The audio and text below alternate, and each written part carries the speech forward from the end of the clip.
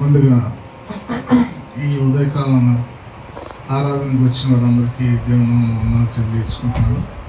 అలాగే ముందుగా ఆరాధన ఆరంభించుకునే మునుపు చిన్న ప్రార్థనతో మనం ఆరాధన ఆరంభించుకున్నాం. ప్రభువాని ఈ ఉదయకాలం మమ్మల్ని ఇక్కడ క్షేమంగా తీసుకొచ్చినందుకు మీకు స్తోత్రం.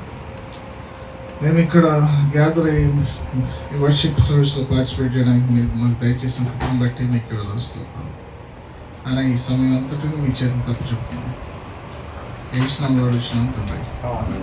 నీవు చేసిన ఉపకారములకు నేనేమి చెల్లించను దేవా అని అందరం కూడా మరి చప్పట్లు కొడుతూ మరి పూర్ణ ఆత్మతో బలంతో సత్యంతో మరి దేవుని ఆరాధించమని దేవుడు కోరుతా ఉన్నాడు. సో మనకు ఎంతగా వీలవుతుందో మరి మన చుట్టుపక్కల ఉన్నటువంటి పరిస్థితులు కానీ మరి మ్యూజిక్ మైక్స్ ఇవన్నీ కాదు, కానీ మనము మన పూర్ణ హృదయంతో దేవుని ఏ విధంగా ఆరాధించగలము అనే ఒక్కదాని మీద మనము కాన్సన్ట్రేట్ చేసి పాట పాడదాము. నీవు చేసిన ఉపకారములకు నేనేమి చెల్లించును అనే పాట పాడతాం అందరం.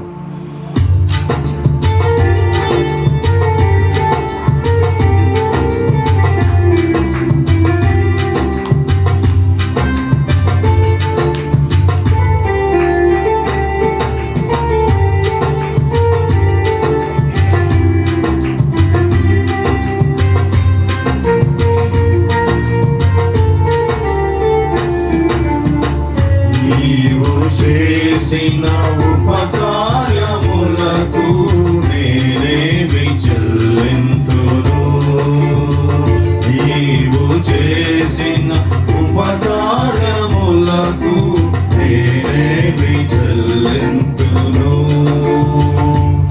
ఏడాడి దూడలనా వేలాది పొట్టేలనా ఏడాది దూడలనా వేలాది పొట్టేలనా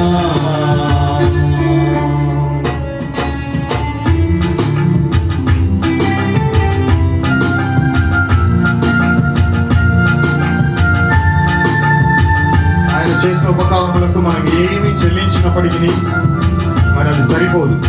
మరి మనం ఏ విధమైనటువంటి విషయాన్ని మనం ఆలోచించి ఇది చేసి దేవుణ్ణి మరి సంతృప్తి పరచగలను ఆయన చేసిన ఉపకారంలో, కానీ ఏ విధమైన ఆలోచన కూడా మనం చేయలేనటువంటి వారం, అల్పులమైనటువంటి వారం అని జ్ఞాపకం చేసుకొని మరి మనమైతే ఏమి ఇవ్వలేము, ఆయన కృపను మాత్రమే మరి జ్ఞాపకం చేసుకొని ఆయన ఆరాధించగలము. మన రక్షణ పాత్ర చేపట్టుకొని ఆయన దగ్గరకు వచ్చి ఆయన స్థుతి యాగం మాత్రమే చేయగలమని మరి వచనాన్ని వాడతాం.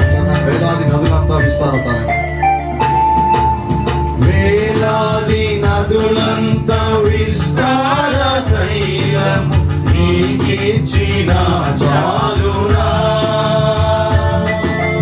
వేలాది నదులంత విస్తార తైలము నీకిచ్చిన చాలునా. గర్భఫలమైన నా దేశపుత్రుని నీకిచ్చిన చాలునా, గర్భఫలమైన నా దేశపుత్రుని నీకిచ్చిన చాలునా. ఏడాది దూడలనా వేలాది పొట్టేలనా ఏడాది దూడలనా వేలాది పొట్టేలనా నీవు చేసిన ఉపకారములకు నేనే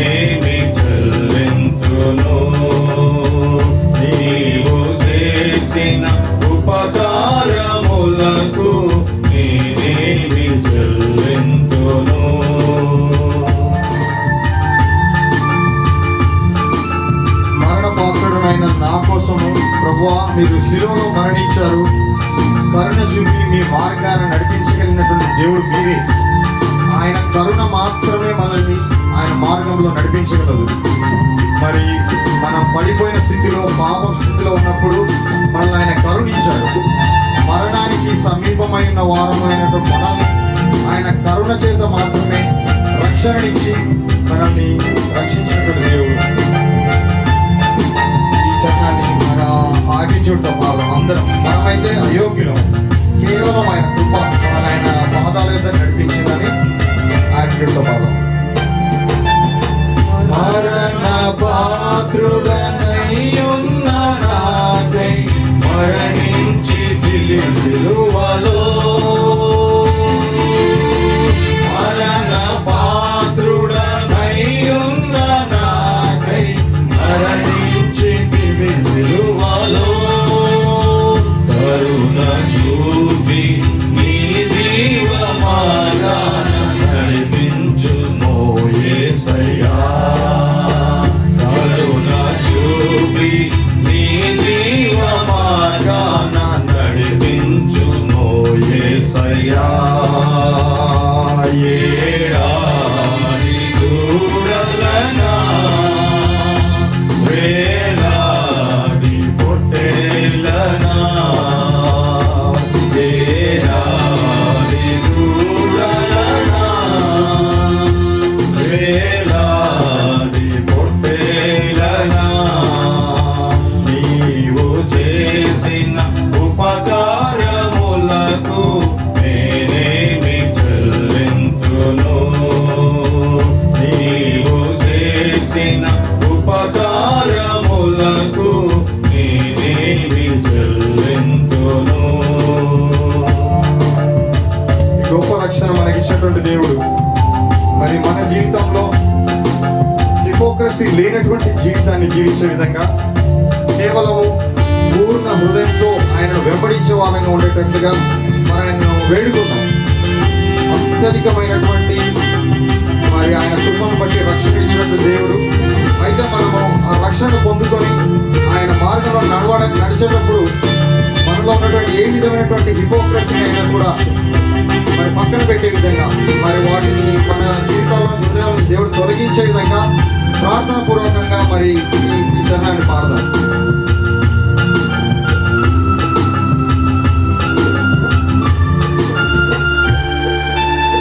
ఈ గొప్ప రక్షణ నాకిచ్చినందుకు నీకేమి చెల్లింతును,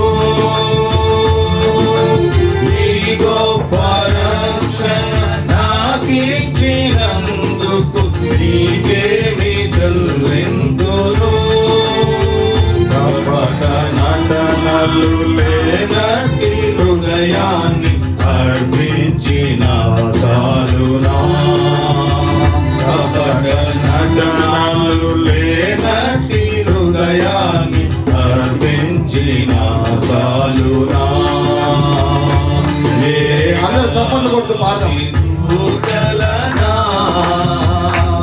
వేలాది పొట్టేలనా,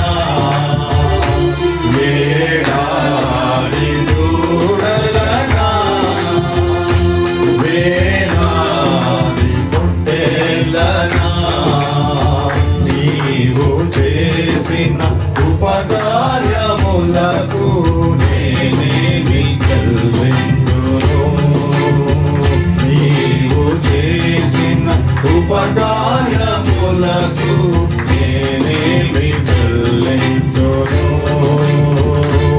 ఏడాది దూడలనా వేలాది పొట్టేలనా, ఏడాది దూడలనా వేలాది పొట్టేలనా, ఏడాది దూడలనా వేలాది పొట్టేలనా, ఏడాది దూడలనా వేలాది పొట్టేలనా. హల్లెలూయా. చివరగా చాలునయ్యా చాలునయ్యా నీ కృప నాకు చాలు అని ఆయన ప్రేమ గురించి కరుణ గురించి పాడదాం ఈ పాట.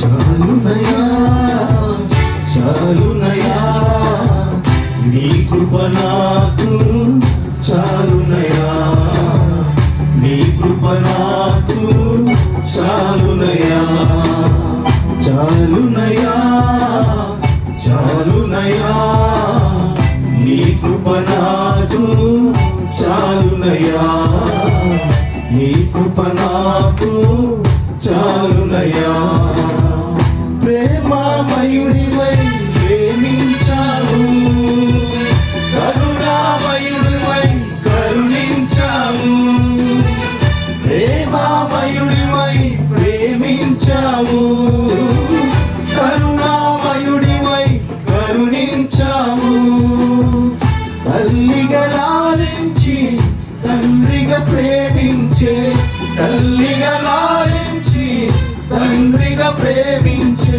ప్రేమ కరుణ నీ కృప చాలు ప్రేమ కరుణ నీ కృప చాలు చాలునయా చాలునయా నీ కృప నాకు చాలునయా నీ కృప నాకు చాలునయా. కృప ఎటువంటిది అంటే జిగటగల ఊపిలో మనం పడి ఉండగా ఊపిలో కూరుకొని పోయి ఉండగా మనం ప్రయత్నించిన కొలది లోపలికి వెళ్ళేటువంటి ఊపిలో ఉన్నప్పుడు ఆయన కృప ఆయన కనికరము మరి మనల్ని జ్ఞాపకం చేసుకొని మన అడుగులను స్థిరపరిచినటువంటి దేవుడు. సో అటువంటి దేవుణ్ణి మరి మనం ఊపిలో ఉన్నటువంటి తీసుకొని వచ్చి హిమం కంటే తెల్లగా మరి కడిగి పవిత్రపరిచినటువంటి దేవుణ్ణి మనమైతే ఏం చెల్లించలేము. మన జీవితం అంతా ఆయనకు అర్పించి ఆయన ఆరాధిద్దాం.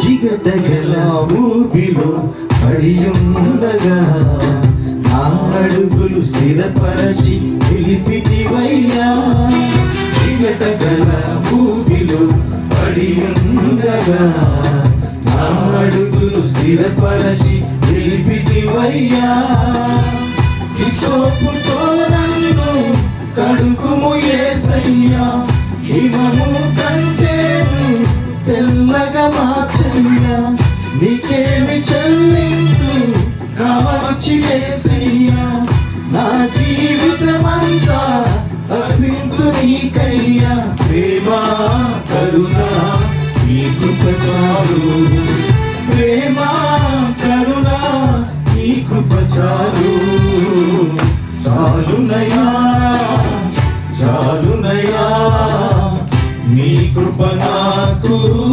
చాలునయా నీ కృప నాకు చాలునయా.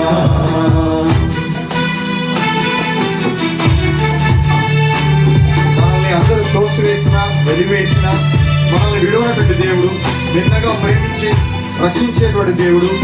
ఆయనకు మనం ఏమి చెల్లించగలము? ఆయన సాక్షిగా ఇలా జీవించడమే మరి మన కర్తవ్యంగా ఆయనను మరి ఆరాధించడంలో ఒక భాగంగా మన జీవితం ద్వారా మరి అది మాత్రమే చేయగలం దేవునికి. సో అటువంటి యాటిట్యూడ్ని మనలో దేవుడు కల్పించే విధంగా మరి ఆ యాటిట్యూడ్ని నిరంతరము స్థిరంగా మన హృదయాల్లో ఆయన పెట్టే విధంగా మరి ప్రార్థనపూర్వకంగా ఈ యొక్క చరణాన్ని పాడదాం. బంధువులు స్నేహితులు త్రోసేసిన తల్లిదండ్రులే నన్ను వెలివేసిన బంధువులు స్నేహితులు త్రోసేసిన తల్లిదండ్రులే నన్ను వెలివేసిన నన్ను నీవు విడువనే లేదయ్యా మిన్నగా ప్రేమించి రక్షించినావయ్యా నీకేమి చెల్లింపు నా మంచి మెస్సయ్యా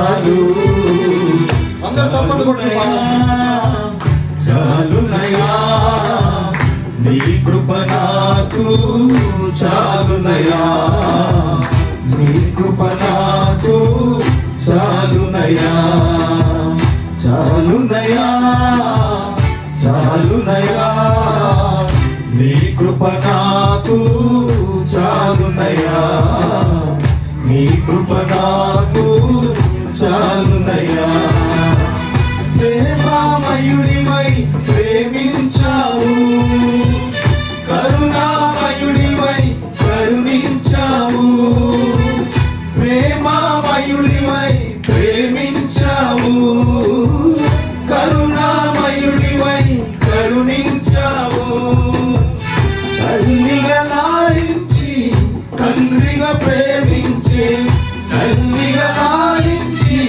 తండ్రిగా ప్రేమించి ప్రేమ కరుణ నీ కృప చాలు ప్రేమ కరుణ నీ కృప చాలు చాలునయా చాలునయా నీ కృప నాకు అందరూ కళ్ళు మూసుకొని నీ కృప నాకు చాలునయా చాలునయా చాలునయా నీ కృప నాకు చాలునయా నీ కృప నాకు చాలునయా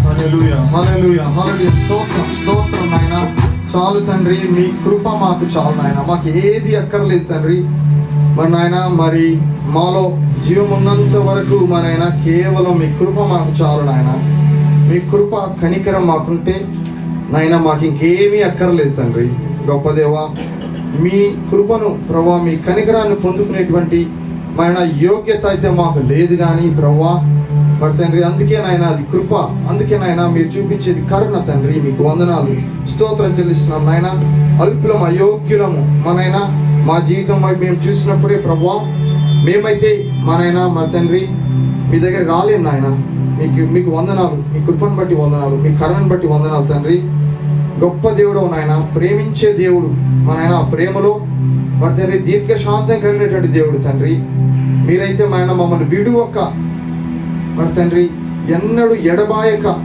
ప్రేమించే దేవుడు కరుణించే దేవుడు మా యొక్క షార్ట్ కమింగ్స్ని ప్రభా మా యొక్క మరి తండ్రి మీ అవిధేయతను ప్రభా మరి తండ్రి వాటన్నిటినీ కూడా ప్రభా మరి తండ్రి మాలో ఉన్నప్పటికీ మమ్మల్ని అయితే ప్రేమించే దేవుడు ప్రభా మీకు స్తోత్రం నాయన అవును తండ్రి మేమైతే మీ యొక్క దీర్ఘశాంతమును మీ యొక్క దయాలుత్వమును మంచితనమును ప్రభా మేము మా జీవితంలో దుర్వినియోగపరచుకోకుండా ప్రభా మీ యొక్క పాదాల చెంత చేరి మీ యొక్క కరుణను పొందుకోవడానికి మీ యొక్క పాదాల చెంత పడి మనైనా మీ కరుణను పొందుకోగలడానికి మనైనా అటువంటి యాటిట్యూడ్ని మాలో మీరు దయచేయండి నాయన కేవలము మనైనా మిమ్మల్ని ఆరాధించి కొనియాడి మన మిమ్మల్ని ఘనపరిచి మనైనా పెదవులతో కాదు నాయన మా యొక్క జీవితాలతో అవును తండ్రి మన పరిశుద్ధమైనటువంటి జీవితంతో మనైనా మరి తండ్రి మా యొక్క శరీరాలను సజీవ యాగముగా మీ యొక్క పాదాల యొద్ద పడవేసి అటువంటి మనైనా రియల్ వర్షిప్ని ప్రభా సంపూర్ణమైనటువంటి వర్షిప్ని మేము మా అనుదిన జీవితంలో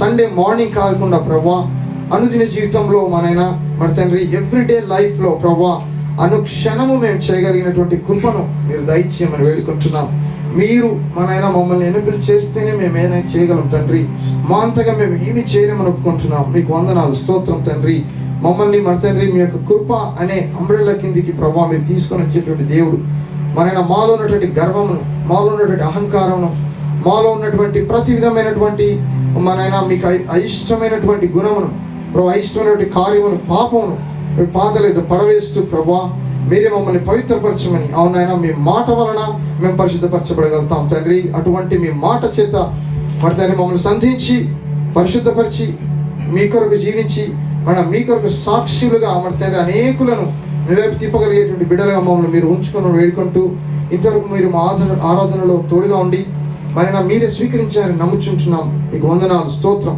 వాక్య పరిచయంలో గెలుచుంటుండగా ప్రభా ఈ దాసుని ప్రభా మీరు జ్ఞాపకం చేసుకోండి బూరగా వాడుకోనండి మా యొక్క హృదయాల్లో మరి తండ్రి మాకేదైతే ఆత్మీయ ఆహారం అవసరమైనదో మా అందరికంటే మీకు మాత్రమే తెలుసు తండ్రి. మన పాస్టర్కి తెలియదు నాయన, కేవలం మీకు తెలుసు తండ్రి. మీరే ఆయన ద్వారా మరి తండ్రి ఆయన బూరగా వాడుకొని మా యొక్క హృదయాలకు ప్రభా మీరే వాక్యమును పరిచయం చేసి ప్రభా మమ్మల్ని మా నాయన మీరే మీ యొక్క పరిశుద్ధతలో మరి తండ్రి ఇంకా మేము ఎదుగునట్లుగా ఈ సమయాన్ని ఆశీర్వదం చేయమని ముందున్న సమయాన్ని మీ సన్నిధిలో అప్పచెప్తూ మా ప్రభువైన యేసుక్రీస్తు నామమున బట్టి వేడుకొంచున్నాం తండ్రి. ఆమేన్.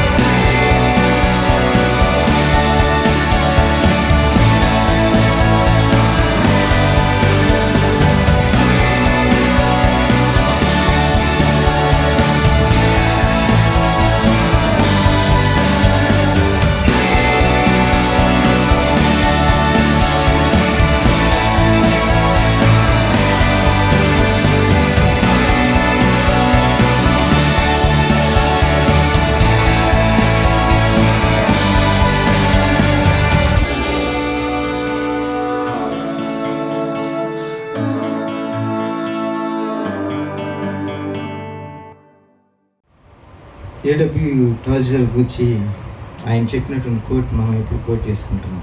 ఎవరికైనా జ్ఞాపకం ఉందా? What comes to mind when you think about God is the most important think about you. దేవుని గురించి ఆలోచన చేసినప్పుడు మన మైండ్లోకి ఏమొస్తుందో అది మనకు వచ్చినటువంటి చాలా ప్రాముఖ్యమైనటువంటి విషయం అనేటువంటి విషయం మరి ప్రతి సందేశంలో మనం జ్ఞాపకం చేసుకుంటున్నాం. ఎందుకంటే ఒకవేళ అది నిజమైతే కనుక ఈ సిరీస్ చాలా ప్రాముఖ్యమైనటువంటిది. సో మనం దైవ సంకమం అనేటటువంటి ఈ సిరీస్ని మరి గత కొంతకాలంగా ఆరంభించి మరి ధ్యానం చేస్తూ ఉన్నాం. ఈరోజు ప్రత్యేకంగా దేవుని యొక్క దయ కనికరమును గూర్చి మనం ధ్యానం చేసుకోబోతున్నాం. మీకా 6వ అధ్యాయాన్ని ఓపెన్ చేసి పెట్టుకోండి. మీకా గ్రంథము 6వ అధ్యాయం. ఎవరైనా అసలు ఈ దయా కనికరం అంటే ఏంటి అని చెప్పి నన్ను అడిగితే, అంటే మైండ్లో ఒక పిక్చర్ ఉండిపోయేటట్లుగా నేను చెప్పగలిగేటటువంటిది ఏంటంటే, నా చిన్నప్పుడు చూసేవాడిని. సహజంగా విలేజెస్లో చూస్తాం ఏంటంటే, తల్లి ఏం చేస్తుందంటే బిడ్డను నిద్రపుచ్చడానికి తన చీరని దానికి ఒక గొంజు కట్టి ఏంటి దాన్ని ఉయ్యాల్లాగా చేసి దాంట్లో బిడ్డను పడుకోబెట్టి, ఆ దృశ్యం జ్ఞాపకం ఉంది ఎవరికన్నా? అంటే ఒకసారి ఆలోచించండి, ఆ ఉయ్యాల్లో అంటే చీర కట్టి ఉన్నటువంటి ఆ ఉయ్యాల్లో బిడ్డ పడుకుంటే ఇక ఆ బిడ్డ కదలదు అక్కడి నుంచి. ఎంతో సురక్షితంగా అందులో ఉండి, ఇంకా దానికి అంత సురక్షితంగా ఉన్న దానికి కొంచెం అడిషన్గా తల్లి ఏం చేస్తుందంటే కొంచెం అటు ఇటు అలా ఊపుతూ హాయిగా ఉండేటట్లుగా చేస్తుంది కదా. సో దేవుని యొక్క దయ కనికరం గురించి మాట్లాడాలంటే నేను చెప్పగలిగేటటువంటిది ఆ పిక్చర్ని నేను ఇవ్వగలుగుతాను. అంటే దేవుని యొక్క దయలో, ఆయన యొక్క కృపలో మనం అలా పడుకుని అంటే ఎంత సేద తీరగలుగుతామో అటువంటి పిక్చర్ మన మస్తిష్కంలో మరి మనం కలిగి ఉండాలి. దేవునికి మహిమ కలుగుగాక. ఎందుకంటే ఈ రోజున దేవుడు తన యొక్క కనికరమును, దయను మనందరికీ చూపించాలని, ఆయన ఇవ్వాలని దేవుడు కోరుకుంటూ ఉన్నాడు. మనం అందరం కూడా ఏదో మంచి పనులు చేసో లేకపోతే మన యొక్క ఔన్నత్యతను బట్టో టాలెంట్స్ని బట్టో దేవుని యొక్క కనికరాన్ని, దయను మనం పొందుకోలేము. ఎందుకంటే దేవుని యొక్క దయను పొందుకోవాలంటే కేవలం ఆయన ఉచితమైన కృప సరిపోతుంది. ఆయన కృప ద్వారా మనం రక్షించబడ్డాం కదా. ఆ కృపను పొందుకున్నటువంటి మనం ఆయన కనికరాన్ని కూడా మనం పొందుకొని ఉంటాం. దేవునికి మహిమ కలుగును గాక. సో ఈరోజు మనం జ్ఞాపకం చేసుకునేటప్పుడు ఒక విషయం ఏంటంటే, కొన్ని ప్యాసేజెస్ని మనం ధ్యానం చేయబోతున్నాం. యూజువల్గా ఒక ప్యాసేజ్ తీసుకుని దాన్ని మనం నడిపిస్తుంటాం.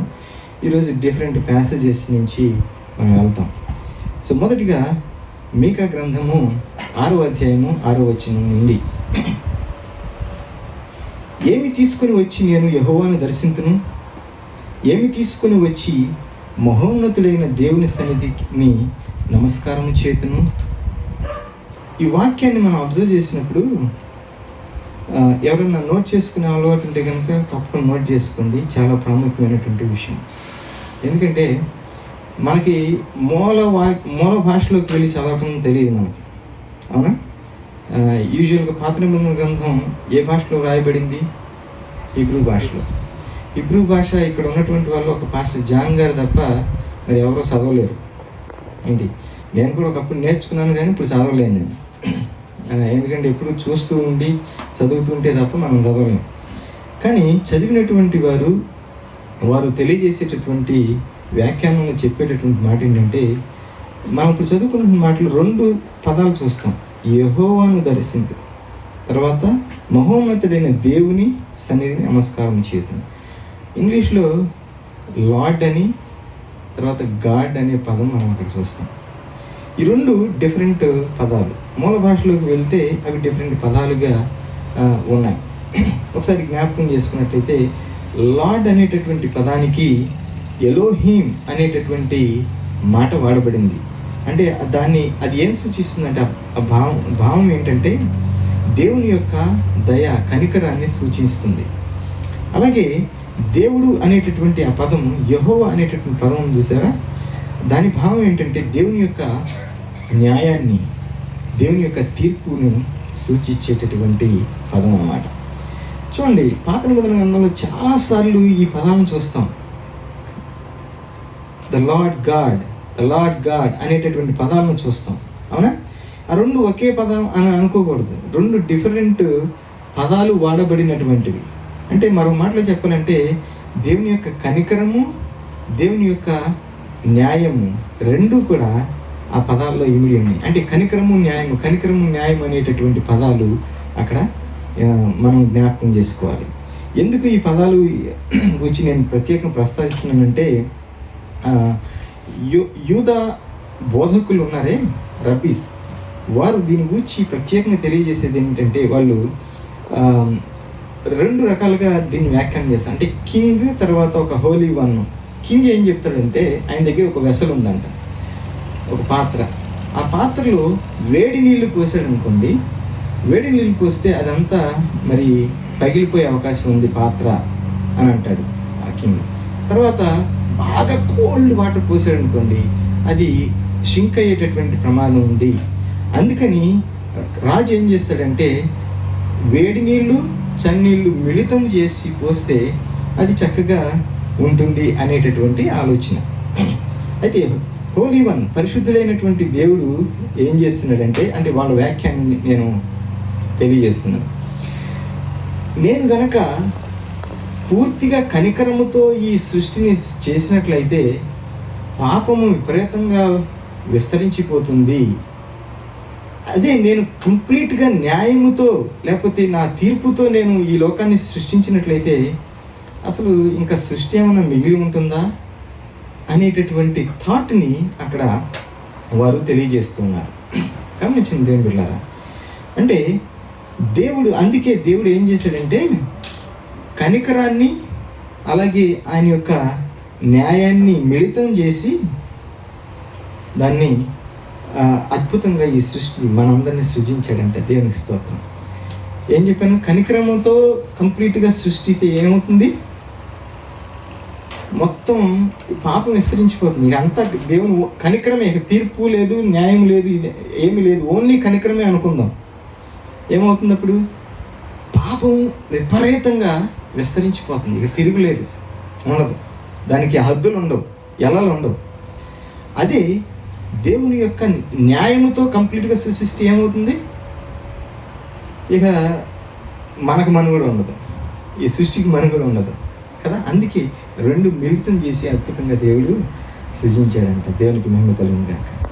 సో ఇందులో మనం జ్ఞాపకం చేసుకోవాల్సింది ఏంటంటే, రబ్బీలు చెప్పేది ఏంటంటే, దేవునికి ప్రార్థన చేశాడంట. దేవుడు దేవునికి ప్రార్థన చేయటం ఏంటి అని అనిపిస్తుంది కదా. కానీ అద్భుతం ఇది గమనించండి. అంటే వాళ్ళు చెప్పేటటువంటి భావం ఏంటంటే, నా యొక్క కనికరము నా యొక్క న్యాయానికి మించినదిగా ఉండాలి అని దేవుడు ప్రార్థన చేస్తుంటాడంట. అంటే దేవుని యొక్క తీర్పు కనుక ఈ లోకంలో అధికంగా ఉన్నట్లయితే మనకు మనవుడు ఉండదు. అందుకే తీర్పుకు మించి, ఆయన న్యాయానికి మించి కనికరాన్ని చూపించాలని దేవుడు తనకు తాను ప్రార్థన చేసుకుంటూ ఉంటాడు. విచిత్రంగా అనిపిస్తుంది కదా. ఎందుకంటే దేవుడు కనికర సంపన్నుడు. ఆయన కనికరాన్ని ఎక్కువగా చూపించాలని మన పట్ల ఆయన కోరుకుంటూ ఉంటాడు. దేవునికి మహిమ కలుగుగాక.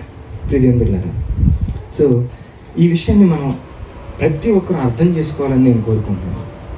ఎందుకంటే మన హృదయంలోనికి, మన మస్తిష్కంలోనికి ఇది వెళ్ళిపోవాలి.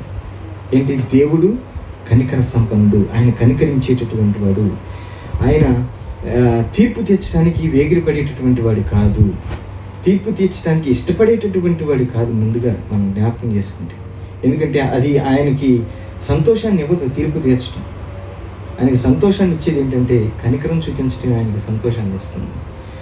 సో అందుకే దేవుడు ఎప్పుడు కూడా ఆ కనికరాన్ని మనకు చూపించాలని కోరుకుంటున్నాడు. దేవుడు మనందరికీ స్వేచ్ఛనిచ్చాడు. స్వేచ్ఛగా నిర్ణయాలు తీసుకునేటటువంటి కృపను ఇచ్చాడు కదా. ఆ స్వేచ్ఛగా నిర్ణయాలు తీసుకునేటప్పుడు మరి దేవుని కనికరాన్ని కోరుకుంటావా, దేవుని తీర్పుని, న్యాయాన్ని కోరుకుంటావా? దేవుని కనికరం ఎప్పుడు కూడా మనకు అందుబాటులో ఉంది. మనం ఏం చేయాలంటే ఆ కనికరాన్ని రిసీవ్ చేసుకోవడానికి we have to respond in the presence of God. దేవుని సన్నిధిలో మనం రెస్పాండ్ అయినప్పుడు మాత్రమే ఆ కనికరాన్ని మనం పొందుకుంటాం. ఎర్ర సముద్రంలో ఇశ్రాయేలీయుల్ని ఐగుప్తు దేశం నుంచి విమోచించి తీసుకొస్తున్నప్పుడు తరుముతూ వస్తున్నారు. ఐగుప్తీయులు తరుముతూ వస్తున్నప్పుడు దేవుడు వీళ్ళందరినీ కూడా ఆరిన నేలన నడిపించాడు. కానీ వెనక వచ్చేటటువంటి ఈ సైన్యం ఉంది చూశారు, ఎర్ర సముద్రంలో కలిసిపోయారంట. అంటే ఏంటి దాని అర్థం? అందరూ కొట్టుకుపోయారు, చచ్చిపోయారు అందరూ, వచ్చినటువంటి సైన్యం అంతా. అలా జరిగితే ఆ పరలోకంలో ఉన్నటువంటి దేవదూతలంట ఆ విక్టరీకి సంతోషంతో గానాలాపన చేస్తుంటే దేవుడు, ఆపండరా మీరు, నేను సృష్టించినటువంటి సృష్టిని, నా చేతితో నేను సృష్టించిన ఈ జనాలు చనిపోతే మీరు వేడుక చేసుకుంటారా అని చెప్పి దేవుడు అంటే తన యొక్క బాధను, దుఃఖాన్ని వ్యక్తం చేస్తున్నాడంట. ప్రియమైన పిల్లలు గమనించండి, వాళ్ళు ఏం చేస్తున్నారు? 400 సంవత్సరాలు కష్టపెట్టారు దేవుని బిడ్డని, దేవుని ప్రజలను. 400 సంవత్సరాలు వాళ్ళని స్లేవ్స్గా, బానిసలుగా చూసి ఎంతో దారుణమైనటువంటి రీతిలో వాళ్ళని హింసించినటువంటి జనాలను సముద్రంలో కలిపిస్తే సహజంగా ఏమనుకుంటాం? వావ్, జస్టిస్ వాజ్ డన్ అని అనుకుంటాం కదా. అంటే న్యాయం జరిగింది. ఎస్, న్యాయం జరిగింది. కానీ ఆ న్యాయం ప్రదాత అయినటువంటి ఆ దేవుడు ఆ విషయంలో సంతోషించడం మనం ఈ లోకంలో చాలా చూస్తుంటాం కదా. ఎవరన్నా లోకాన్ని శాసించే వాళ్ళు ఎవరన్నా ఉన్నారని, ఉదాహరణకి హిట్లర్ జ్ఞాపకం చేసుకుంటాం. హిట్లర్ని ఎవరన్నా ప్రేమిస్తారా? నరమాతృడు అనేవాడు ఎవరైనా ఇష్టపడతారా? లేకపోతే ఒసామా బిన్ లాడెన్ ఎవరిని ఇష్టపడతారా? అంటే ఇష్టపడతారా అంటే అతనికి ఉన్నటువంటి ఆ భావాలను బట్టి, అతను చేసినటువంటి అకృత్యాలను బట్టి, చేసినటువంటి వాటిని బట్టి ఎవరు వీడు ఎప్పుడు వస్తాడా అని చెప్పి ఎదురు చూసేవాళ్ళే తప్ప వీడు బతకాలి, 100 ఏళ్ళు బ్రహ్మాండంగా జీవించాలని ఏమైనా కోరుకుంటారా? కోరుకోరు. కానీ అటువంటి వారు చనిపోయినప్పుడు దేవుని ఆత్మ ఘోషిస్తూ ఉంటుంది, అరే నేను సృష్టించినటువంటి ఒక సృష్టి, నా స్వహస్తాలతో చేసినటువంటి నా బిడ్డ ఎంత దారుణాలకు, ఎంత అకృత్యాలకు పాల్పడుతున్నాడే అని చెప్పి దేవుని ఆత్మ ఘోషిస్తూ ఉంటుందంట. అంటే దేవుని న్యాయమేమో న్యాయం తీర్చాలని ఉంటుంది, కానీ దానికి మించి కనికర సంపన్నుడైన దేవుడు ఆ విషయంలో ఘోషిస్తూ దుఃఖిస్తూ ఉంటాడంట. నేను గతంలో ఒకసారి చెప్పాను, ఎందుకంటే దేవుడు ఎప్పుడు కూడా, అంటే పరలోకంలో రీజాయిస్ ఎప్పుడు ఉంటుందో తెలుసా? భూలోకంలో ఒక ఆత్మ, నశించిపోయేటటువంటి ఆత్మ రక్షించబడినప్పుడు పరలోకంలో సంబరాలు జరుగుతూ ఉంటాయంట.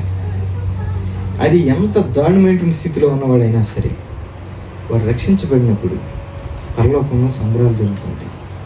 ప్రతి మీరు గమనించండి. నేను ఒక వ్యక్తిని గురించి గతంలో మీకు చెప్పాను. హైదరాబాద్లో ఒక గోండాగా ఉంటూ దారుణమైనటువంటి నరరూప రాక్షసుడిగా పేరుగాంచినటువంటి వ్యక్తి.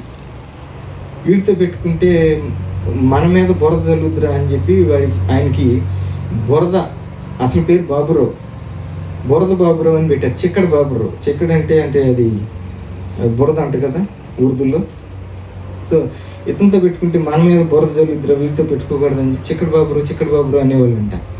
అంటే ఎంత నరరూప రాక్షసుడిగా వ్యవహరించేవాడంటే, చంపిన తర్వాత అక్కడతో కసి తీరక పేగులు తీసి మెల్ల వేసుకుని వెళ్ళి పోలీస్ స్టేషన్లో కంప్లైంట్ చేశాడండి. ఇదిగో పలానా వాడిని చంపాను, అది అక్కడ ఉంది, ఇదిగో పేగులు అని చెప్పి. అంతేకాకుండా ఆడవాళ్ళ విషయంలో అయితే ఇక అది మాట్లాడుకోవడానికి కూడా అసహ్యం వేసేటటువంటి కార్యాలు చేసినటువంటి వ్యక్తి. అటువంటి వ్యక్తిని సహజంగా ఎవరైనా అతని గురించి తెలిస్తే ఏమనుకుంటారు? ఎప్పుడు చస్తాడరా వీడు అని అనుకుంటారా? కానీ దేవుడు అతడిని దర్శించాడు.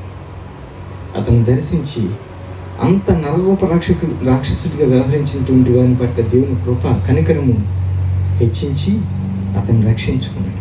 దేవునికి స్తోత్రం. ప్రియదేవులారా, దేవుడు ఎప్పుడు కూడా మరి తన యొక్క న్యాయాన్ని లేదా తీర్పుని ఇమీడియట్గా ప్రకటించేయాలని దేవుడు కోరుకోడు. తన కనికరాన్ని ఎప్పుడు కూడా ఎక్కువగా అధిక శాతంలో ఇవ్వాలని కోరుకుంటున్నాను. సో ఏమి తీసుకొని వచ్చి నేను యెహోవాను దర్శించును, ఏమి తీసుకొని వచ్చి మహోన్నతుడైన దేవుని సన్నిధికి నమస్కారం చేతును, దహన బలులను ఏడాది దూడలను అర్పించి దర్శించునా, వేల కొలది పొట్టేళ్లను వేలాది నదులంత విస్తారమైన తైలమును ఆయనకు సంతోషం కలుగజేయనా, నా అతిక్రమమునకై నా జ్యేష్ఠ పుత్రుని నేను ఎత్తునా, నా పాప పరిహారమునకై నా గర్భఫలమును నేను ఎత్తునా. చూడండి, ఇక్కడ ఇంట్రెస్టింగ్ విషయం ఏంటంటే ఈ ప్యాసేజ్లో ఒక రెజ్లింగ్ అంటే ఏమి ఇవ్వాలి, ఆ మహోన్నతునికి నేను ఏమి ఇవ్వాలి, ఏమి ఇవ్వగలను. అన్నీ ఉన్నటువంటి ఐశ్వర్యవంతునికి మనం తీసుకెళ్ళి ఏమి ఇవ్వగలం అనేటటువంటి డైలమా అన్నమాట. ఇక్కడ మరో మాటలు చెప్పాలంటే, ఎప్పుడైనా ఇటువంటి సిచ్యువేషన్ ఉన్నారా? ఏదైనా ఫంక్షన్ జరిగితే ఏం డ్రెస్ వేసుకోవాలి అని క్లాజెట్లోకి వెళ్ళి అన్నీ వేసుకుని తీసేసి ఇది కాదు అని చెప్పి అటువంటి డైలమా ఎప్పుడైనా ఉందా? తర్వాత ఏం గిఫ్ట్ ఇవ్వాలి అని చెప్పి డైలమా ఉన్నాయా? అలాంటిది అన్నమాట మరో మాటలు చెప్పాలంటే. సో అటువంటి డైలమా ఇక్కడ చూస్తాం. మనుషుడా 8వ వచనం అంటాడు కదా, ఏది ఉత్తమమో అది నీకు తెలియజేయబడి ఉన్నది, న్యాయముగా నడుచుకుంటయు కనికరమును ప్రేమించుటయు దేన మనస్సు కలిగి నీ దేవుని ఎదుట ప్రవర్తించుటయు ఇంతే కదా యెహోవా నిన్ను అడుగుచున్నాడు అంటాడు. So simple. ఏంటిది? న్యాయముగా నడుచుకోవటం, ఇంకోటి కనికరమును ప్రేమించటం, మూడోది దేన మనస్సు కలిగి నీ దేవుని ఎదుట ప్రవర్తించటం. ఈ మూడే కోరుకుంటున్నాడంట. అందరం చెబుదామా? న్యాయముగా నడుచుకుంటయు, చెప్పండి నాతో పాటు గట్టిగా, న్యాయంగా నడుచుకుంటయు కనికరమును ప్రేమించుటయు దేన మనస్సు కలిగి నీ దేవుని ఎదుట ప్రవర్తించుటయు. సో ఇవి కోరుకుంటున్నాడంట దేవుడు. దేవునికి స్తోత్రం. హల్లెలూయా. సో సింపుల్ కదా. సో అయితే ఇక్కడ జ్ఞాపకం చేసుకోవాల్సింది ఏంటంటే ఒక అబ్జర్వేషన్. కొంతమంది ఆర్గ్యూ చేస్తుంటారు, నిజంగా దేవుడు ఉంటే ఈ చెడు ఎందుకు జరుగుతుంది, ఎంత సఫరింగ్ ఎందుకు ఉంది ఈ లోకంలో అని కొంతమంది ఆర్గ్యూ చేస్తుంటారు. కానీ యోధ మత బోధకులు, ఆ బోధకు రబ్బీలు ఉన్నారే, వారు దీనికి వ్యతిరేకంగా ఆలోచన చేస్తున్నారు. ఏం చేస్తున్నారంటే, అసలు ఈ లోకంలో ఈ చెడు ఉండబట్టి దేవుని కనికరం మనం అంతగా చూడగలుగుతున్నాం అంటారు. కొంతమంది ఏమో అసలు చెడుని చూసి అసలు దేవుడు ఉన్నాడా, ఉంటే అసలు ఇలాంటివి అనుమతిస్తాడా అని చెప్పి కొంతమంది అనుకుంటే, వీరేమంటున్నారంటే అసలు అంత చెడు ఉండబట్టే దేవుని యొక్క కనికరాన్ని వ్యక్తపరుస్తున్నాడు, చూపిస్తున్నాడు మనం చూడగలుగుతున్నాం అంటాడు. దేవుళ్ళారా, దేవుడు గనక తన జస్టిస్ని, ఆ న్యాయాన్ని, ఆ తీర్పుని ఇన్స్టెంట్గా అమలు చేస్తే ఈరోజు మనం ఇక్కడ కూర్చోం కదా. ఇన్స్టెంట్గా ఎప్పుడు ఆయన ఆ న్యాయాన్ని అమలు చేయడు. సో ఆయన ఎప్పుడు కూడా కనికరాన్ని ఇవ్వాలని చెప్పి, అంటే తీర్పుకి మించి, ఆ న్యాయానికి మించి కనికరం పైన ఎక్కువ ఆయన ఇవ్వాలని కోరుకుంటాడు. So he is not willing that any one should perish. అందరూ అంతటా రక్షించబడాలని దేవుడు కోరుకుంటున్నాడు. దేవునికి స్తోత్రం కలుగుతుంది. అందుకే అవకాశాలు ఇస్తున్నాడు, తీర్పుని ఎక్స్టెండ్ చేస్తున్నాడు. ఇప్పుడు కాదు, ఇంకొక సంవత్సరం ప్రభుని యేసుక్రీస్తు అక్కడ ఉండి, నాయన ఈ సంవత్సరం కూడా ఆపునైనా, మరొకసారి నేను చుట్టూ తవ్వి నీళ్లు పెట్టి ఎరివేస్తాను, ఈ సంవత్సరం కూడా ఒక్కసారి ఆగునాయన అని చెప్పి కనికరాన్ని చూపిస్తున్నాడు. దేవునికి మహిమ కలుగుతుంది. ఈ ప్యాసేజీకి సరైనటువంటి ఆన్సర్ హెబ్రీయులకు రాసిన పత్రిక 4:14 మనం చూస్తాం. మనం చదువుకున్నటువంటి ఈ ప్యాసేజీకి ఆన్సర్ చూడండి. హెబ్రీయులకు రాసిన పత్రిక 4:14 నుండి, ఆకాశ మండలం గుండా వెళ్ళిన దేవుని కుమారుడైన యేసు అను గొప్ప ప్రధాన యాజకుడు మనకు ఉన్నాడు కనుక మనము ఉప్పు కనిన దానిని గట్టిగా చేపట్టుదాము. మన ప్రధాన యాజకుడు మన బలహీనత యందు మనతో సహానుభవం లేనివాడు కాడు గాని సమస్త విషయంలోనూ మన వల్లనే శోధింపబడినను ఆయన పాపము లేనివాడిగా ఉండెను గనుక మనము కనికరింపబడి సమయోచితమైన సహాయం కొరకు కృప పొందినట్లు ధైర్యముతో కృపాసనమునొద్దకు చేరుదము. ఇంట్లో ఏదైనా ఫిక్స్ చేయాలనుకోండి, మనకు రాకపోతే పక్కన పడేస్తాం కదా. అదే ఎవరైనా వచ్చి ఏంటి ఇది పక్కన ఉంది నేను చూడనా అని చెప్పి అయితే వాళ్ళని గురించి చాలా సంతోషిస్తాం కదా. నేను ఫిక్స్ చేయలేంది, వీళ్ళు చేయిస్తున్నారు, ఎంతో కాలంగా అసలు అది ఎవరైనా చేస్తే బాగుండని అనుకుంటాం కదా. మీ గీక్ స్క్వేడ్ కూర్చున్నారా? గీక్ స్క్వేడ్ బెస్ట్ బైలో చూస్తాం. బెస్ట్ బై వాళ్ళు ఏమో గూడ్స్ అమ్ముతూ ఉంటే వీళ్ళన్నీ ఏం చేస్తారంటే ఫిక్స్ చేస్తుంటారు, ఇంటికి వచ్చి ఇన్స్టాల్ చేయటం, లేకపోతే ఏమైనా పాడైపోతే వెళ్ళి ఫిక్స్ చేయడం. ఈ గీక్ స్క్వాడ్ ఫౌండరు మరి రాబర్ట్ స్టీఫెన్స్ అనేటువంటి ఆయన దీన్ని కనిపెట్టిన తర్వాత ఇవి బెస్ట్ బై వాళ్ళు ఏం చేశారంటే ఆయన్ని కొనుక్కొని, ఈ ఐడియాని కొనుక్కొని వాళ్ళందరూ ఆక్యుపై చేసి ఇప్పుడు ఆయన పార్ట్ ఆఫ్ బెస్ట్ బై అయ్యాడు అనుకోండి. అది వేరే విషయం. అంటే ఏం జరుగుతుందంటే మనం చేయలేనటువంటిది మనం తీసి పక్కన పడేసేటటువంటిది వాళ్ళు ఏం చేస్తున్నారంటే ఫిక్స్ చేస్తున్నారు. చూడండి, డాక్టర్స్ కానీ, మెకానిక్స్ కానీ, లేకపోతే ఇలా కొంతమంది ఏదైనా హ్యాండీ వర్క్స్ చేసే ప్రతి ఒక్కరు మనం చేయలేము, కానీ వాళ్ళు చక్కగా ఫిక్స్ చేయగలుగుతుంటారు.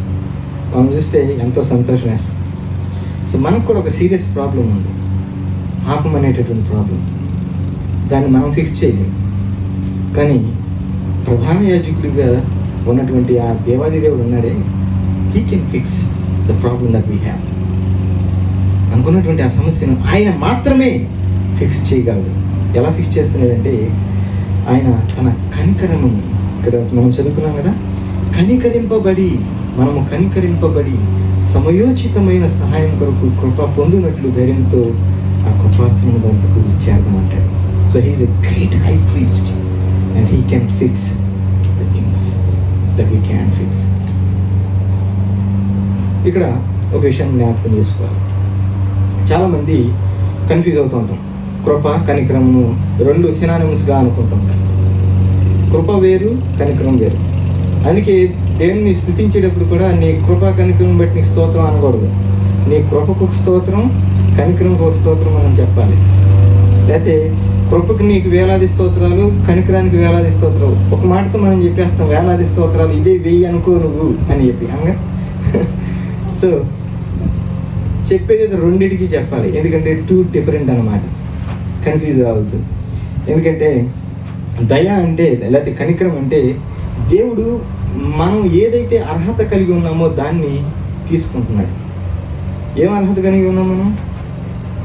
శిక్షకు పాత్రలు, కానీ ఆ శిక్ష ఆయన తీసుకుని కనికరం చూపిస్తున్నాడు. కృప అంటే మనం ఏది అర్హత లేదో అది మనకు దేవుడు ఇస్తున్నాడు. So we are not deserve to be in the presence of God. కానీ దేవుడు ఏం చేస్తున్నాడంటే నా కృపను హెచ్చించి అర్హత లేనటువంటి మనకు అర్హతని ఇస్తున్నాడు. ఇంకో మాటలో చెప్పాలంటే mercy is God holding back what we deserve and grace is God giving us what we don't deserve. So ఈ రెండు కూడా విభిన్నమైనటువంటివి అని జ్ఞాపకం చేసుకోవాలి.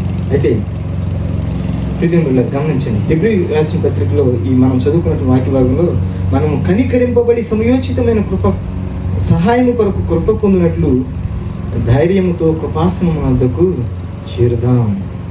మరో మాటలు చెప్పాలంటే దేవుడు మనకి ఇవ్వడానికి సిద్ధంగా ఉన్నాడు, తీసుకోండి, రెడీగా ఉంది అని చెప్తున్నాడు. మనం ఎప్పుడు కూడా మన జీవితం ఒక కోర్ వాల్యూ పెట్టుకోవాలి.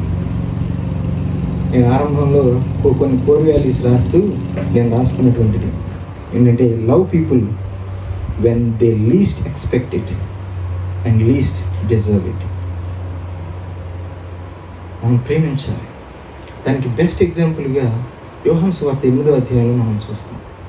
అక్కడ ఒక ఇన్సిడెంట్ జరుగుతుంది. పాపంలో పట్టబడింది ఒక స్త్రీ, వ్యభిచారంలో పట్టబడింది స్త్రీ.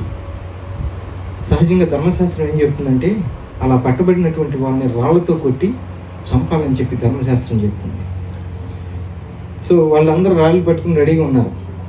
అయితే ఈయనేదో కొత్త బోధకుడు వచ్చాడు కదా, ఈయన ఏం చెప్తాడో చూద్దామని చెప్పి ప్రశ్నిద్దామని చెప్పి ఈయన దగ్గరికి వెళ్ళి నువ్వేమంటావు అని చెప్పి అడిగారు. 1కి 10 సార్లు ఆలోచించుకోవాలి దేవుని దగ్గరికి వచ్చేమని ప్రశ్న వేసాడు. పోయిన వారం మనం చెప్పుకున్నాం కదా. ఒకవేళ అట్లాంటి సందేహాలు వస్తే 38, 39, 40 యోగు గ్రంథాన్ని చదువుకోండి. సో వీళ్ళు వచ్చి ఆ విషయం తెలియదు వాళ్ళకి, నువ్వేమంటావు అని చెప్పి అడుగుతున్నారు. ఆయన ఇచ్చినటువంటి సమాధానం అద్భుతమైనటువంటిది అన్నమాట. ఎంతో కనికరంతో కూడుకున్నటువంటి సమాధానం. బైబిల్ గ్రంథంలో మరి అంతట్లో చూస్తే ఇది అద్భుతమైనటువంటి ఈ ప్యాసేజ్ అనిపిస్తుంది ఆయన ఇచ్చింది. ఏంటంటే నేను ఆలోచిస్తున్నా ఆయన ఇచ్చినటువంటి ఈ రెస్పాన్స్ ఇది కాకుండా ఇంకే వేరే రకంగా శతవిధాల ప్రయత్నించా ఇంకొక రెస్పాన్స్ అయితే ఎట్లా ఉంటుందని. అంటే నా థాట్లో ఆలోచన చేస్తున్నా, ఇలా కాకుండా ఇంకొక రకంగా ఏ విధంగా ఇవ్వచ్చు ఆయన సమాధానం అని ఆలోచిస్తుంటే నాకు అర్థం కావట్లేదు. దీనికి మించినటువంటి రెస్పాన్స్ ఇంకోటి లేదనిపిస్తుంది. ఏమంటున్నాడు, మీలో పాపము చేయని వాడు ఎవడో మొదటిగా రాయి వేయమంటున్నాడు. ఏమనిస్తుంది? అందరూ రెడీ వచ్చి రెడీగా ఉన్నారు వేసేద్దామని. కానీ ఆయన రెడీగా ఉన్నాడు ఆయన. అయితే ఫస్ట్ స్టోన్ ఎవరైతే వేయాలంటే మీరు ఎవడు నేను ఎప్పుడు పాపం చేయలేదనుకుంటారు వాడు ఇండియా అంటున్నాడు. It's brilliant, so merciful response from Jesus కదా. సో ఆయన ఏదో రాస్తూ ఉన్నాడు కింద. అంటే మరో మాటలు చెప్పాలంటే అక్కడ ఒక వ్యాఖ్యానకర్త ఏమంటాడంటే రాస్తూ ఉండదని, కొంతమంది ఏమో ప్రతి ఒక్కరి చిట్టాలు రాస్తున్నాడు నువ్వు చేసిన పాపాలు అని అంటూ ఉంటారు. ఇంకొక ఆయన ఏమంటాడంటే ఆయన మీద రాయేయాలంటే ముందు నన్ను దాటుకుని వెళ్ళాలి మీరు అని అక్కడ రాస్తున్నట్లుగా మరొక వ్యాఖ్యానకర్త అంటాడు. అంటే కొంతమంది అంటారు కదా, నా వెనకున్న వాళ్ళని టచ్ చేయాలంటే ముందు నన్ను టచ్ చేసి వెళ్ళాలి నువ్వు అంటారు. అవునా? నన్ను టచ్ చేసి అప్పుడు అక్కడికి వెళ్ళాలి. అదే ఇక్కడ ప్రభువు చెప్తున్నటువంటిది. ప్రియమైన బిడ్డలారా, దేవుడు కనికర సంపన్నుడు. అసలు అడల్టరీ అనేది చాలా దారుణమైన విషయం. ఎందుకంటే కుటుంబాలని నాశనం చేస్తుంది, రిలేషన్షిప్స్ని నాశనం చేస్తుంది. అసలు దేవుడు దాన్ని సహించడు. కానీ ఈ సందర్భంలో మనం గమనించినట్లయితే ఆమె పట్ల కనికరాన్ని వ్యక్తం చేస్తున్నాడు. హల్లెలూయా. ప్రియమైన బిడ్డలారా, so mercy is God holding back justice. అంటే ఆయన న్యాయాన్ని వెనక్కి తీసుకుంటున్నాడు, మెర్సీని మాత్రమే చూపిస్తున్నాడు. మనందరికీ తెలుసు కదా, పేరెంట్స్గా ఉన్నటువంటి వాళ్ళందరికీ ఈ విషయం తెలుసు. మనం ప్రత్యేకంగా ఒక స్పెషల్ ఐఏఎస్ ఉంచుతాం పిల్లల మీద, ఏం చేస్తున్నారు ఏంటి అని చూడడానికి. చూసిన తర్వాత దొరికేవరా నువ్వు అని చెప్పి ఏదో మనం వాళ్ళు చేసినటువంటి ఘోరాన్ని తప్పిదాన్ని మనం పట్టుకున్నాం అన్నట్లుగా, నేను స్వర్ణ చాలాసార్లు దొరికాడు అన్నట్లుగా అనుకున్నటువంటి సందర్భాలు లేకపోలేదు. కానీ అది ఒకసారి 2 సార్లు అట్లా చేస్తాం, ప్రతిసారి అలా చేయలేము.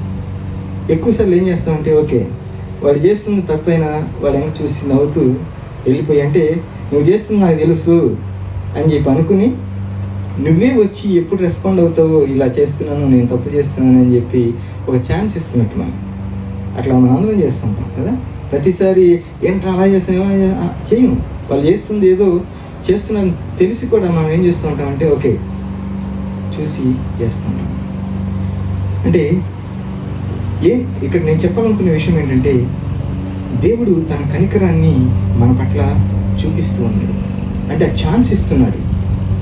ఛాన్స్ ఇవ్వడం అంటే మనమే వెళ్ళి ఆయన ఇదిగో ఈ పొరపాటు చేశాను ఆయన అని చెప్పి ఆయన సన్నిధిలో ఒప్పుకునేటట్లుగా ఒక అవకాశం ఇస్తున్నాడు.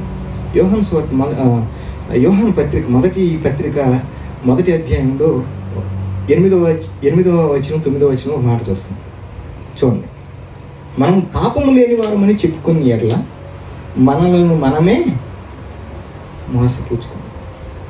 అవునా? మరియు మనలో సత్యం ఉండదు. కానీ 9వ వచనంలో ఉంటుంది, మన పాపములను మనం ఒప్పుకొని ఎడల ఆయన నమ్మదగిన వాడును నీతిమంతుడును గనుక ఆయన మన పాపములను క్షమించి సమస్త దుర్నీతి నుండి మనను పవిత్రులుగా చేయను. దేవునికి స్తోత్రం. అంటే మరో మాటలో చెప్పాలంటే we have to admit, we have to surrender. నేరాన్ని అంగీకరించాలి. అవునా? ఇది ఇట్స్ లైక్ స్పీడింగ్ టికెట్ వచ్చిందనుకోండి, వెంటనే మన హిస్టరీలోకి రాకోకుండా మనం ఏం చేస్తున్నాం అంటే కోర్టుకి వెళ్ళి ఇంకొక ఛాన్స్ ఇవ్వండి అని చెప్పి, అంటే వాళ్ళు ఏం చేస్తారంటే ఓకే కొంతకాలం హోల్డ్ చేసి పెడతారు. నువ్వు ఈ కాలంలో కనుక సత్ప్రవర్తన నువ్వు చూపిస్తే, అంటే నీ డ్రైవింగ్ స్కిల్ మంచిగా చూపిస్తే ఇదిగో నీ మీదకి ఈ అభియోగం రాకుండా దీన్ని కొట్టేస్తాం అని చెప్పి ఒక ఛాన్స్ ఇస్తున్నట్టు. అవునా? సో దేవుడు ఇమ్మీడియట్గా మనకి ఏదో న్యాయం తీర్పు తీర్చేయకోకుండా ఒక ఛాన్స్ ఇస్తున్నాడు. వచ్చి నాయన ఇదిగో ఇది అని చెప్పి మనం దేవుని సన్నిధిలో మనం, ఎందుకంటే ఆయన మరుగైనది ఏది లేదండి. ప్రతిదీ కూడా రహస్యమందు ఉన్నటువంటి విషయాలు కూడా ఆయన వెలికి తీయగలిగినటువంటి దేవుడు. నీలో తలంపులు ఆలోచనలు పుట్టక ముందే ఆయన ఎరిగినటువంటి దేవుడు. అటువంటి దేవునికి దగ్గర ఎదుట మనం ఏమైనా దాచగలుగుతామా? ఏం దాచలేము. వచ్చి అడ్మిట్ చేసుకోవాల్సిందే తప్ప. హృదయం బిడ్డలారా, సో దేవుని యొక్క సింహాసనం, మరి ఇక్కడ మనం గమనించినట్లయితే కృపా సింహాసనం తర్వాత ఇంకొక సింహాసనం కూడా ఉంది, తీర్పు సింహాసనం. ఒకటేమో కనికర సింహాసనం. అంటే ఇందులో మనం చదువుకున్న దాంట్లో ఏముంది? ఫిబ్రవరి రాసిన పత్రికలో కృపాసనము వద్దకు, అంటే కృపాసనం, అది కృపా సింహాసనం. ఇంకొక సింహాసనం రెవల్యూషన్లో చూస్తాం, వైట్ థ్రోన్ జడ్జ్మెంట్, అది తీర్పు సింహాసనం అన్నమాట. సో ఏదో ఒక సింహాసనం దగ్గర నువ్వు వెళ్ళి తీరాల్సిందే. అయితే మొదట ఎంచుకుంటే మంచిగా ఉంటుంది నీ జీవితం. అదే నాకు మొదట దక్కర్లేదు అనుకుంటే డెఫినెట్గా రెండో దాని దగ్గర నువ్వు వద్దనుకున్నా అక్కడ తేలుతావు. సో ఏ సింహాసనం ఎదుటికి నువ్వు వెళ్తావు? కృపా సింహాసనాన్ని ఎంచుకుందాం. దేవుడు మనకి అనుగ్రహించాడు. ఎందుకంటే ఆయన్ని ప్రేమించేటటువంటి దేవుడు అండి. ఆయన అప్రోచ్ చేసేటటువంటి ఎంత కఠినాత్మునైనా, ఎంత రాతిగుండినైనా, ఎంత దారుణమైనటువంటి వారినైనా ఇంతకుముందు చెప్పుకున్నాను. తన సృష్టిలో ఏ ఒక్కరు నశించుకోవడం ఆయనకి ఇష్టం లేదు. ఎంత దారుణమైన స్థితిలో ఉన్న దైవం దగ్గరికి వచ్చి నాయనా నేను పాపిని, ఘోర పాపిని అని చెప్పి ఒక్క మాట దేవుని సన్నిధిలో చెప్పగలిగితే నువ్వు గతంలో ఏం చేసావు అనేది ఇక దేవుడు మర్చిపోతాడు. కంప్లీట్గా న్యూ పర్సన్ని దేవుడు నీలో చూస్తాడు.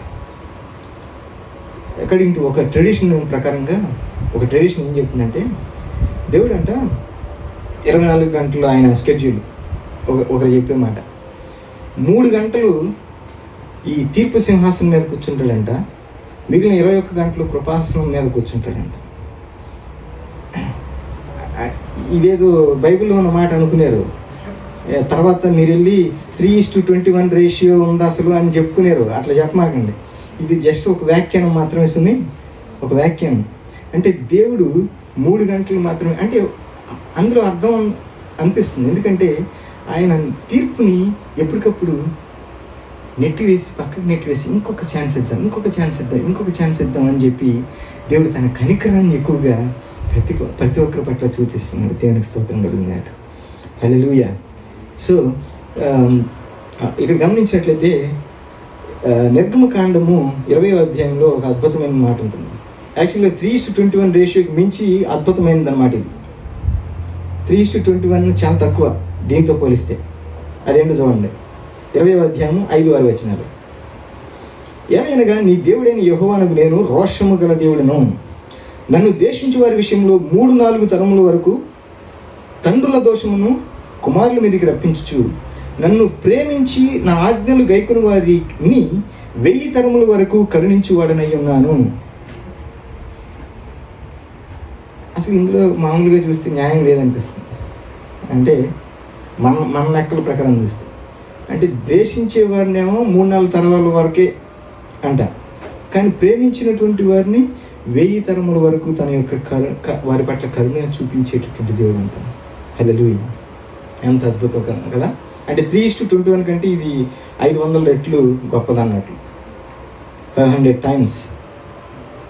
గమనించండి. ఇందులో ఒక అబ్జర్వేషన్ మనం చేయాల్సింది ఏంటంటే, హిబ్రూలో మరి ఉన్నటువంటి మాట 1000 తరములు అనేది ఉంది చూసారా, 1000 అనేది ప్లూరల్లో ఉంటుందట. అది అంటే 1000 కాదు, అది 1000. అది ఎన్ని వేలు అనేది పక్కన పెడితే 2000 అనుకుందాం, సుమారు మనం సూసాయిగా 2000 అనుకుందాం. ఓకే, ఎందుకంటే ప్లూరల్లో ఉంది కాబట్టి మినిమమే తీసుకుందాం, మనం 2000కి వెళ్దాం. చూడండి, యావరేజ్ జనరేషన్ పాత నిబంధన గ్రంథంలో చూస్తే ఆదాము నుండి అబ్రహాం వరకు 120 సంవత్సరాలు, కానీ తర్వాత జనరేషన్ 40 సంవత్సరాలు. అంటే 40 సంవత్సరాలకు ఇంకో తరం వచ్చేస్తుంది. అంటే ఒకప్పుడేమో లేట్గా పిల్లలు పుట్టేవారు, ఆ తరం వేరు. 120 సంవత్సరాలు యావరేజ్గా వేసుకుంటున్నాం. ఇది యాక్యురేట్ అనుకునేది మళ్ళీ. సో యాక్యురేట్ అంటే జస్ట్ ఫెయిర్గా మనం ఆలోచన చేస్తే 40 సంవత్సరాలకు ఇంకో తరం వస్తుంది అనుకున్నాం. సో 40 సంవత్సరాలకు ఇంకో తరం వచ్చినప్పుడు మరి 2000 తరముల వరకు దేవుడు తన కనికరాన్ని హెచ్చిస్తుంటే 40 సంవత్సరాలకి తరము అంటే నెక్స్ట్ జనరేషను 2000 సంవత్సరాలు ఇట్లా కంపేర్ చేస్తే దాదాపు 8000 సంవత్సరాలు దేవుని యొక్క కనికరము హెచ్చించబడాలి. అంటే ఉదాహరణకి అబ్రహాముని దేవుని కనికరించాడు. అబ్రహాముని కనికరించింది ఇంకా మనకి అది అప్లై అవుతుంది. అది am I making sense? అర్థమవుతుందా? అంటే అబ్రహాముని ఆలోచన చేస్తే 1000 తరములు అన్నాడు కదా, ఆ 2000 తర్వాత 40 జనరేషన్ 40 సంవత్సరాలకు ఒక తరము, అలా లెక్కలు వేసుకుంటే 8000 సంవత్సరాలు. చూడండి, అంటే అబ్రహాముతో ఆరంభించుకుంటేనే మనం ఇంకా ఆ కౌంట్లోనే ఉన్నాం. ఏ కౌంట్లో? 1000 తరముల వరకు కరుణించువాడనై ఉన్నాను అని వాగ్దానం చేశాడు దేవుడు. ఆ కౌంట్లోనే ఉన్నాం. ఈ తర్వాత దావీదైతే సరే కీర్తనలు, ఎన్ని కీర్తనలు చూస్తాం, అయ్యా నన్ను కరుణించు నాయనా, నీ కనికరాన్ని నాకు చూపించు ప్రభువా అని చెప్పి ఎన్ని మార్లు ప్రార్థన చేస్తాడు. మరి దావీదు పట్ల ఎంత కనికరాన్ని చూపించాడో దేవుడు. తన యొక్క సంతానం ఆ తర్వాత ఉన్నటువంటి వారందరి పట్ల మరి అదే కనికరం అప్లై అవుతుందా అంటే మనకు ఇదంతా అప్లై అవుతుంది. అంటే వీఆర్ ఇన్ ద రైట్ వారంటీలో ఉన్నాం. చూడండి, వారంటీ అనే పదం ఎందుకు వాడుతున్నాం అంటే, ఒకవేళ వారంటీ మిస్ అయ్యాం అనుకోండి, నిన్న అయిపోయింది ఈరోజు గుర్తొచ్చింది, మనకి ఏమనిపిస్తుంది? అబ్బా అసలు ఇంత ఛాన్స్ మిస్ చేసుకున్నాం ఏంటి అసలు అని చెప్పి చాలా మదన పడిపోతుంటాం, బాధపడిపోతాం. అరే నిన్న గుర్తొచ్చినా ఉపయోగించుకోండి అని చెప్పి అనుకుంటాం. కానీ ఇదైతే నో ఎక్స్పైరీ. యాక్చువల్గా ఇది రఫ్ లెక్కలు. అసలు దేవుని కనికరానికి లెక్కలు ఉండవు, అది నిరంతరం ఉండేటటువంటిది. కానీ రఫ్గా మన లెక్కల్లో మనం థియలాజికల్గా ఆలోచన చేస్తే మనకు ఆలోచన వచ్చేటటువంటిది ఏంటంటే, ఇంకా we are in that warranty period. దేవునికి మహిమ కలుగుగాక. సో దేవుని యొక్క సత్యం, ఆయన యొక్క మెర్సీ అనేది it's infinite. So there is no end to it. He never runs out of mercy. His mercies are new every morning. So we can rest in his mercy. రోమీయులకు రాసిన పత్రిక 12వ అధ్యాయం. కాబట్టి సహోదరులారా, పరిశుద్ధమును దేవునికి అనుకూలమైన సజీవ యాగముగా మీ శరీరమును ఆయనకు సమర్పించుకొనులని దేవుని వాత్సల్యం బట్టి మిమ్మల్ని బతిమాలుకొనుచున్నాను. ఇట్టి సేవ మీకు యుక్తమైనది. మీరు ఈ లోక మర్యాదను అనుసరింపక ఉత్తమమును అనుకూలమును సంపూర్ణమునై ఉన్న దేవుని చిత్తం మీద పరీక్షించి తెలుసుకున్నట్లు మీ మనస్సు మారి నూతన మగుట వలన రూపాంతరము పొందుడి అంటున్నాడు. ఇది ఒక గొప్ప ఛాలెంజ్. దేవుని కనికరం అనేది చాలా సవాల్తో కూడుకుంది. ట్రై టు అండర్స్టాండ్ మీ. ఎందుకు సవాల్తో కూడుకున్నదంటే ఇట్స్ గ్యారంటీడ్. కనికరానికి గ్యారంటీ ఉంది. సో ఒక్కసారి మనం కన్ఫెస్ చేసుకుని ఒప్పుకొని విడిచిపెట్టి పశ్చాత్తాపంలో అయినట్లయితే నిస్సందేహముగా ఆయన కనికరానికి మనం పాత్రలు అవుతాం. నిస్సందేహం, అందులో there is no doubt at all. అది మన దేవుడు. ఈ దేవుడు స్వరూప స్వభావంలో ఒకటది. ఈ క్యాంట్ అంటే తోసివేయలేడు. ఎంత ఘోరపాపనైనా సరే ఆయన దగ్గరికి వచ్చి నాయనా నన్ను క్షమించు నాయనా అని చెప్పి ఒక్క మాట అంటే ఆయన తన కనికరాన్ని చూపిస్తారు. సో ఇక్కడ ఛాలెంజ్ ఏంటంటే గ్యారంటీ ఇవ్వబడిన దాని విషయంలో ఎప్పుడు మనకు అలుసుగా తీసుకుంటాం. వారంటీ ఉందిలే పోతే తర్వాత చూసుకోవచ్చు. ఉందా ఆలోచన ఉందా లేదా చెప్ప. లేకపోతే నాకే నా ఆలోచన అందరికీ ఉంది. ఓపెన్ కాస్త తనకి ఇది ఎస్, ఇది నో.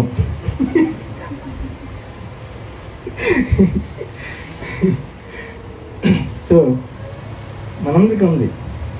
వారంటీ ఉందంటే అలుసు ఎక్కువ. దాన్ని ఎలా పెడితే అలా వాడేస్తూ ఉంటాం. దేవుని ఈ కనికరం విషయంలో కూడా వారంటీ ఉంది కాబట్టి అలుసుగా తీసుకోవద్దు. ఎందుకంటే మనకున్నటువంటి మెంటాలిటీ అది. కాబట్టి ఈ విషయంలో అలుసుగా తీసుకునే ప్రమాదం లేకపోలేదు. అందుకే ఎలా ఈ కంటిన్యూ అవ్వాలి, ఈ మనస్సు మారి నూతన మొదటి వలన ఎలా రూపాంతరం పొందాలి అని దేవుని సందులో మనం ఎక్కడో పెడుతూ అయినా నన్ను రూపాంతరపరచుకున్నాను, ట్రాన్స్ఫార్మ్ మై లైఫ్ అని చెప్పి ప్రతిరోజు కూడా దేవుని సందులో మనం ఎక్కడో పెడుతూ ప్రార్థించాలి. ప్రియమిత్రులారా, ఆయన mercy is always available. The only thing that we need to get connect to that mercy. And it's like Wi-Fi అన్నమాట. వైఫై ఉంటే ఉంది అంటే ఉంది అని కాదు. ఏం చేయాలి, నువ్వు వాడుకోవాలంటే నువ్వు కనెక్ట్ అవ్వాలి. అవునా, నీ డివైస్ కనెక్ట్ చేసుకోవాలి. అట్లాగే దేవుని కనికరం ఎప్పుడు కూడా అవైలబుల్గా ఉంది. నువ్వు కనెక్ట్ అవ్వాలి. ఎట్లా కనెక్ట్ అవుతావు? ఒకే ఒక మాట, నాయనా నేను పాపిని, నన్ను క్షమించు, నన్ను నీ రుద్రదాలతో నన్ను కడిగి శుద్ధి చేయి అని చెప్పి ఏ రోజైతే ఆయన పాదం చెంత పడి ప్రాధేయపడతావో ఆ రోజున ఆయన కనికరానికి పూర్తిగా నువ్వు పాత్రలు అవుతావు. దానికి మహిమ కలుగునాక. ముగింపులో 1985 సంవత్సరంలో మిస్టర్ అనేటటువంటి వ్యక్తి ఒక ఆల్బమ్ రిలీజ్ చేశారంట. అది చాలా పాపులర్ ఆల్బమ్. నా మిత్రుడు ఒక ఆయన డిటిఎస్లో ఉన్నటువంటి మిత్రుడు, అతను ఎప్పుడు కలిసినా ఏదో ఒక మ్యూజిక్ పెడతా ఉంటాడు. నన్ను అడుగుతాడు, ఓకే ఏం మ్యూజిక్ నీకు ఇష్టం? మనకేం తెలుసు అసలు ఇక్కడ మ్యూజిక్. నేనేం చెప్పానంటే కొంచెం ఏదైనా క్యాచీగా, కొంచెం మంచిగా అంటే అప్లిఫ్టింగ్ అనిపించేది ఏదైనా పెట్టు అని చెప్పి అనేవాడిని. ఎందుకంటే పేర్లు తెలియవు, ఏమీ తెలియవు మనకి. ఆయన అడిగే మ్యూజిక్ అదే మన ఊర్లో మ్యూజిక్లు అడగమంటే మనం చెప్పేస్తాం, కానీ నాకు తెలియదు. సో క్యాచీగా కొంచెం అప్లిఫ్టింగ్గా ఉండేది ఏదన్నా పెట్టు అంటే ఈ పాట పెట్టాడు. ఆ పాట నేను పాడట్లేదు, కంగారు పడమాకండి. అదేంటంటే Kyrie eleison down the road that I must travel, Kyrie eleison through the darkness of the night, Kyrie eleison where I'm going will you follow, Kyrie eleison on a highway in the night. అంటే ముందు Khairi Ellison అనేటటువంటి పదం పెడతాడు అక్కడ. చాలామంది అది పాట పాడుకుంటూ, కుర్రాళ్ళ దగ్గర నుంచి పెద్దవాళ్ళ దాకా పాట పాడుతూ Kyrie listen down the road, ఈ పాట మీరు కొడితే వచ్చేస్తుంది. పాట పాడుతూ ఉంటారు, కానీ ఆ కైరీ లిసన్ అనేటువంటి పదం ఏంటో చాలామందికి తెలియదు. దాని అర్థం ఏంటంటే, lord have mercy, lord have mercy down the road that I must travel, lord have mercy through the darkness of the night, lord have mercy where I am going will you follow, lord have mercy on a highway in the night. ప్రభా, కనికరం చూపించిన ఆయన, నా ప్రయాణంలో నీ యొక్క కనికరం నాకు కావాలి, నీ దయ నాకు కావాలి అని చెప్పి మనం ప్రార్థన చేసుకుందాం. కళ్ళు మూసుకున్నట్లయితే ప్రార్థించుకుందాం. హల్లెలూయా, హల్లెలూయా. ప్రియమైన దేవుని యొక్క దయను కనికరము అలసుగా తీసుకుంటున్నావా, లేక సీరియస్గా తీసుకుని ఆయన మనం అర్హమైనటువంటిది ఇవ్వకుండా, అంటే రాత్రికి పాత్రమైనటువంటి మనల్ని తన కనికరము ద్వారా తన కృపను చూపించేటటువంటి దేవుడు. అటువంటి దేవుణ్ణి ఒకసారి జ్ఞాపకం చేసుకుందాం. మరొకసారి ఏకరువు పెడదాం. హౌ మర్సీ లార్డ్, నీ కనికరం నా పట్ల చూపించు నాయన, నీ దయ నా పట్ల చూపించండి ప్రభువా, నా కుటుంబం పట్ల చూపించండి నాయన, మా కుటుంబాల పట్ల చూపించండి ప్రభువా. How mercy lord. తండ్రి, నువ్వు కనికర సంపన్నుడైన దేవుడు నాయన. అయినా మేము అర్హత లేనప్పటికీ నా తండ్రి, మేము పొందదగినది మాకు ఇవ్వకుండా నీ కనికరాన్ని మాకు ఇచ్చినందుకు మీకు ఎనలేని స్థుతులు స్తోత్రములు వందనాలు చెల్లిస్తున్నప్పుడు ఇక్కడ వచ్చిన ప్రతి బిడ్డని పేరు పైన జ్ఞాపకం చేసుకోండి. వీక్షిస్తున్నటువంటి ప్రతి బిడ్డని పేరు పైన దర్శించండి. నీ యొక్క కనికరానికి పాత్రలగినట్లుగా, నీ కనికరమునకు కనెక్ట్ అవ్వనట్లుగా, నీ కనికరం అందుబాటులో ఉంది, నేను రిసీవ్ చేసుకోవాలని ప్రతి ఒక్కరూ అనుకున్నట్లుగా నీవే వారిలో నీ ఆత్మక్రియను జరిగించమని సందులో ప్రార్థన చేస్తున్నాను. నీ నామానికి మహిమకరంగా నీ కార్యం జరిగించండి. నీ కృపలో వర్ధన చేసి నీ దేవునికి పాత్రలు ఉన్నట్లుగా చేయమని యేసు పరిశుద్ధనామమున ప్రార్థిస్తున్నాను తండ్రి. ఆమేన్. నీ కృప నాకు చాలునయా, చాలునయా.